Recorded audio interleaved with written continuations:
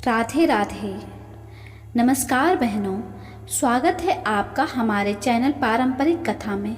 आज हम आपको सुनाने वाले हैं एक ऐसी भावपूर्ण कथा जो हर माता पिता के हृदय को छू जाएगी।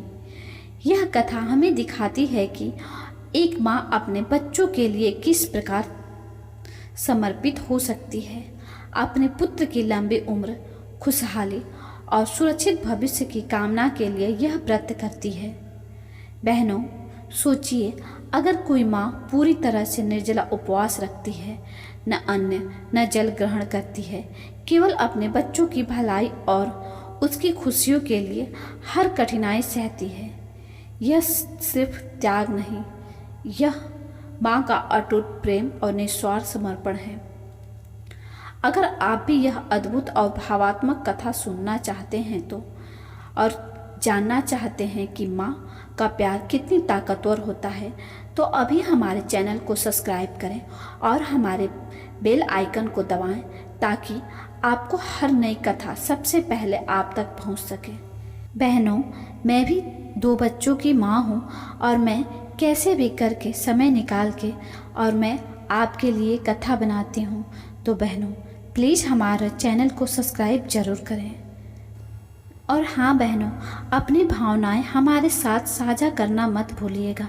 नीचे कमेंट बॉक्स में कमेंट करके ज़रूर बताइएगा कि आपको यह कथा कैसी लगी। तो चलिए शुरू करते हैं सीता देवी और रमाकांत की द्वितीय व्रत कथा की अद्भुत और प्रेरक कथा। बहुत समय पहले की बात है। बिहार के एक छोटे से गांव में सीता देवी नाम की एक महिला रहती थी।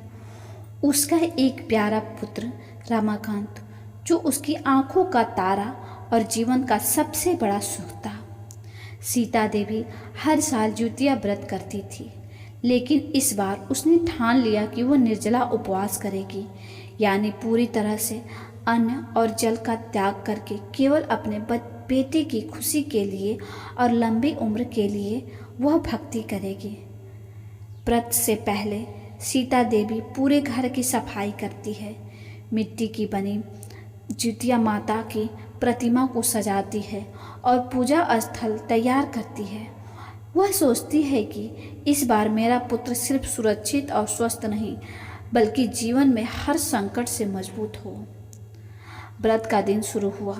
सूर्य उदय से पहले सीता देवी उठी, स्नान किया और साफ वस्त्र पहनकर मिट्टी की प्रतिमा के सामने बैठ गए। उसने भजन गाए, मंत्र जपे और अपने बेटे की लंबी आयु के लिए माता से प्रार्थना की। पूरे दिन उसने निर्जला उपवास रखा। न खाने की इच्छा थी, न पानी पीने की। बस उसकी श्रद्धा और प्यार ही उसका ताकत बनकर उसके शरीर और आत्मा में बह रहा था। गांव के लोग उसकी भक्ति को देखकर भावुक हो गए। बच्चे, बूढ़े और सभी उसकी दृढ़ श्रद्धा की सराहना करने लगे। सीता देवी ने न केवल अपने बेटे के लिए त्याग और समर्पण किया, उसके आंखों से आंसू थे, लेकिन विश्वास की चमक और प्रेम के गर्मी से उसकी आंखें दमक रही थीं। व्रत के दिन यानी मुख्य दिन, सीता देवी ने दीपक जलाया, हल्दी और चावल से जितिया माता की प्रतिमा को सजाया और पूरे दिन भजन कीर्तन किया। उसने अपने पुत्र रमाकांत के लिए हृदय की गहराई से प्रार्थना की कि उसका बेटा हमेशा स्वस्थ और खुश और सुखी रहे। शाम को उसने प्रतिमा का विसर्जन किया, यह विश्वास करते हुए कि उसकी भक्ति से रमाकांत का जीवन सुरक्षित और खुशहाल रहेगा। कथा का भाव यही है कि निर्जला उपवास केवल शरीर का त्याग नहीं, बल्कि माँ के अनंत प्रेम और अटूट विश्वास का प्रतीक है। सीता देवी का त्याग और भक्ति दर्शाती है कि एक माँ के लिए उसके पुत्र की खुशी और लंबी आयु का सबसे बड़ा धर्म है।